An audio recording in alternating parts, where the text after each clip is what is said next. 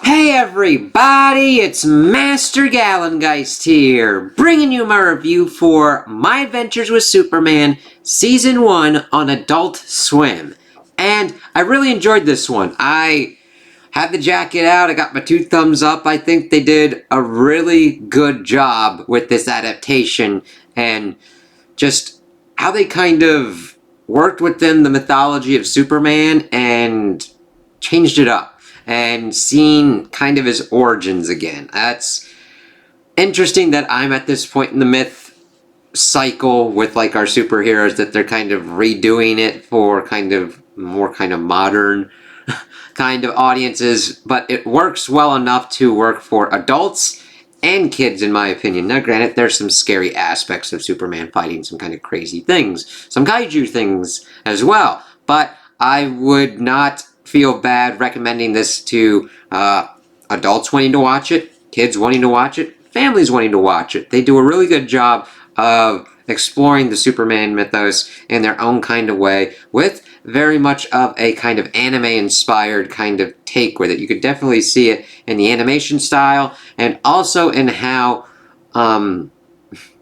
Superman's kind of thing is kind of even worked through. We definitely have some kind of Dragon Ball kind of influences of how he kind of figures out what's kind of going on with his origins as well. So we'll get to that. But this really wouldn't be a good adaptation if it didn't get the core ones right of Superman, Lois Lane, and Jimmy Olsen. And I think they really knocked it out of the park with the design choices that they did, as well as the voice actors, especially with Superman, because they got, interestingly enough, the actor who played Huey on The Boys for Amazon plays Clark Kent in Superman. And the thing is, I differentiate them because he does change his voice up for Clark Kent stuff and Superman stuff, and even the kind of in-between of like Clark being Clark with people that know that he's Superman.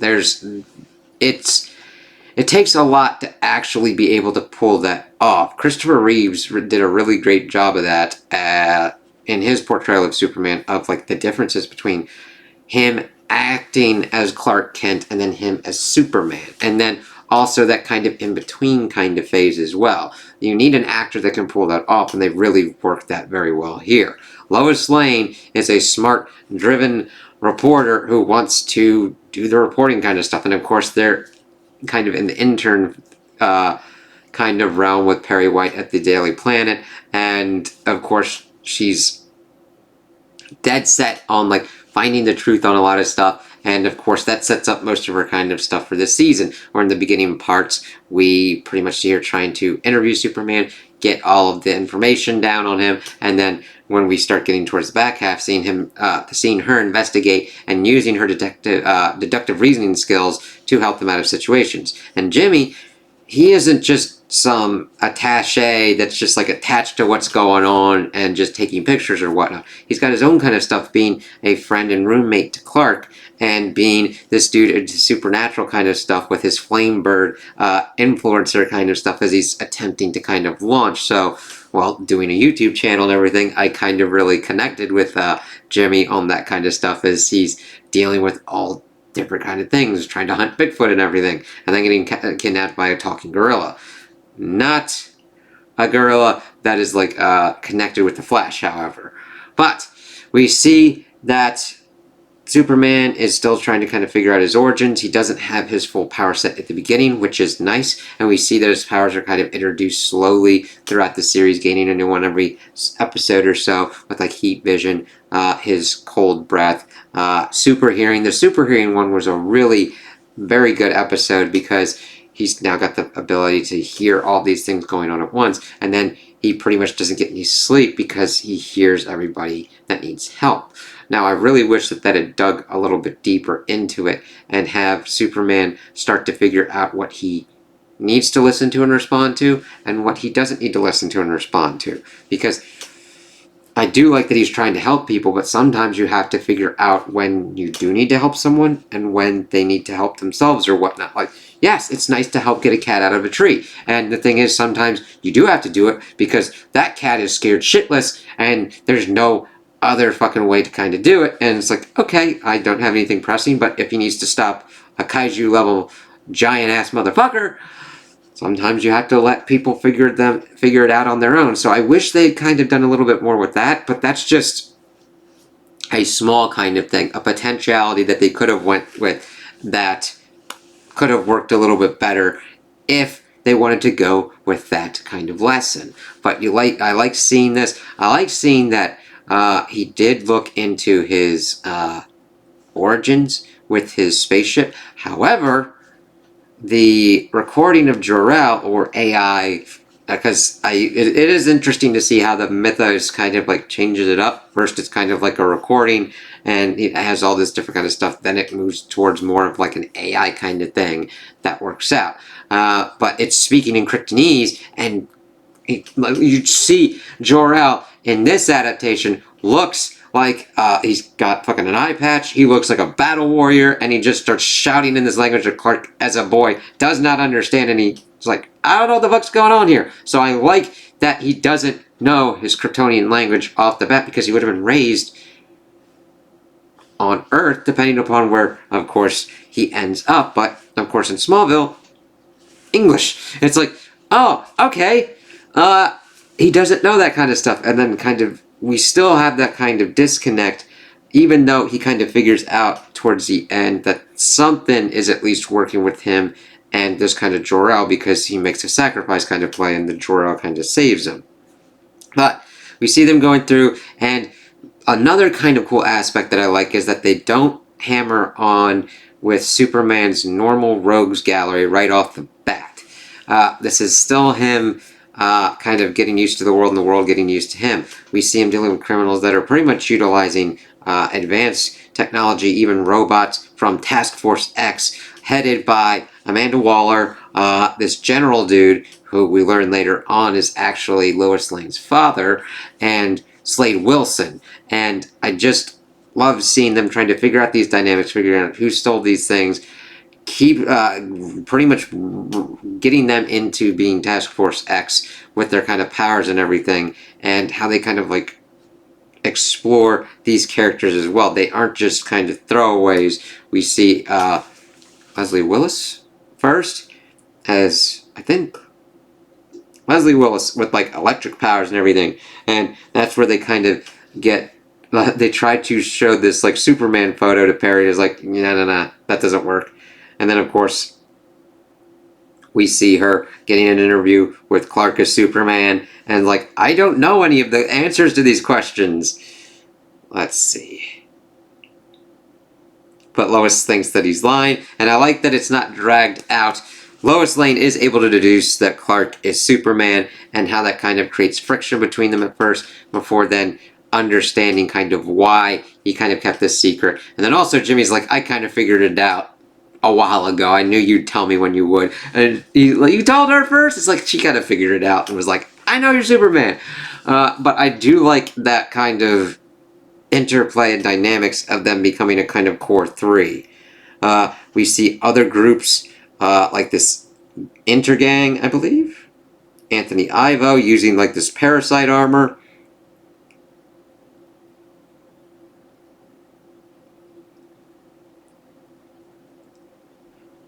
Let's see here. But just like introducing Project Cadmus and how Task Force X is trying to take down Superman. We get one that introduces the League of Lois Lanes, who are not as benevolent as they would appear, as we see that, I fucking hate this kind of dude's name, Mr. MXY, I'm going to say. He pretty much coerces Superman into helping him get his hat back and his full powers, but then Superman, Lois, and Jimmy are able to correct this and get him captured again. But this introduces the concept of the multiverse to Lois Lane, and understanding that Superman is evil in certain kind of respects and has this data sphere, seeing those evil Supermen, and having a piece of kryptonite to utilize in the event of a rogue Superman. And this, of course, shakes Clark when he sees this kind of stuff, and of course that happens kind of later on. We see that Task Force X does try and take on Superman We also see Vicky Vale pretty much doing a hit piece on Superman. It's like, damn it. But we pretty much get the group taking Superman. We learned that General Lane is very wary of Superman, believing him to be a complete and utter threat, that he was sent here to do stuff for an invasion. And that's kind of where the Dragon Ball kind of influences come into effect, because Goku was sent to Earth as a child to wipe out all life on Earth to pretty much sell it. And we see Superman and Clark being like shaken by this and this revelation and trying to figure out how that kind of fits with him. But we see him getting out because Ivo goes fucking super goddamn kaiju mode. And it's like, that's not good. But of course the city helps Superman take down Ivo, and that's all good. I was like, alright. Then we also get the flashback of seeing what happened with this Omega Day, this pretty much imperious kind of figure before like it started wiping out and killing people, and before it mysteriously closed down. So General Lane takes this very seriously. And then we get, incidentally enough, the Thanksgiving episode where General Lane pops up. That's where we get the whole reveal that he's Lois Lane's father. Clark's trying to figure out what's going on. I do like the introduction of Mom and Pa Kent and the heck? And seeing how they kind of interact with Clark, how they interact with Lois Lane and Jimmy and all that kind of stuff. Jimmy evidently selling his like Flamebird kind of account to the Daily Planet for like millions of dollars, and is like, good on Jimmy. And then we see that they're trying to deal with everything. Clark gets exposed to the kryptonite. It sets off his ship that he has to then try and deal with. It opens up a portal for another ship to come through, and he decides to utilize the kryptonite to take it down. And Lois is like, you don't have to sacrifice yourself to do this. And of course her father's trying to kill him with his like Omega Cannon thing, but he is able to get into the ship, utilize the kryptonite, and also gets help from Jor-El's construct AI thing, and he's able to send him off before the ship blows up. And of course Lane kind of covers for him, well, General Lane, saying that it was a false alarm. But then we get the tease at the end that Brainiac is the one behind these things. Says, hey, something weird was going on. And then he was talking to this other person, and this other person says, yeah, they'll learn to kneel. Of course, a nice subtle nod to General Zod. So it ends off at a nice kind of place. We have our core group of three of Superman, Lois Lane, Jimmy Olsen. We know the Task Force X is in the wild. Amanda Waller has pretty much moved her pawns and checkmates into being in control of Task Force X. General Lane will definitely have some harder kind of time later on dealing with everything going on. But of course then the teases of the Superman villains that we've known for a while, and it's kind of cool to kind of see them utilized like this, and I can't wait to see how they do with them, and also potentially how Lex Luthor kind of factors in. So overall story-wise, I like that we pretty much get episodes that are pretty much episodic, but then interrelated enough to have a nice plot arc of showcasing Superman in his origins, getting settled up, getting his classic suit, getting his red tights as well as an idea from his mother. The animation just works very well for me. I really like the style. Now granted, I'm more into anime, and I think this is a nice fusion of your typical kind of DC animation style with anime as well. It doesn't like have one or the other that like seems to fight over it. It's a nice kind of marriage in my opinion. And they utilize CGI, but in a way that doesn't kind of clash with it. You know how sometimes CGI can either overpower something and be like, ah shit, why didn't we just do it all like this? Or you get your 2D overpowered and it'll be like, just you should have just done this, and that CGI kind of aspect is just like really underutilized. They balance it out very well here in my opinion. And I'm fine with how they kind of adapted this. I'm like, alright, cool. You've made the world, you made the characters. I'm here for the ride, and I can't wait to see kind of what goes on with this. So, this also premiered on Adult Swim, and then every episode after that would then be on their next day on Max. So, if you've got TV, go to Cartoon Network on Adult Swim. Yeah, check that out. Or whatever the Warner Brothers Discovery streaming service will be called next. I hate that I have to have that as a disclaimer and say that, hey, at the moment, the thing is called Max. It's been HBO. There was HBO Go, HBO Max, now it's Max. By the time you watch this, it could be some other kind of named service, so whatever Warner Brothers Discovery is doing this for, or whatever streaming service is connected with Adult Swim, Cartoon Network, attempt to find that.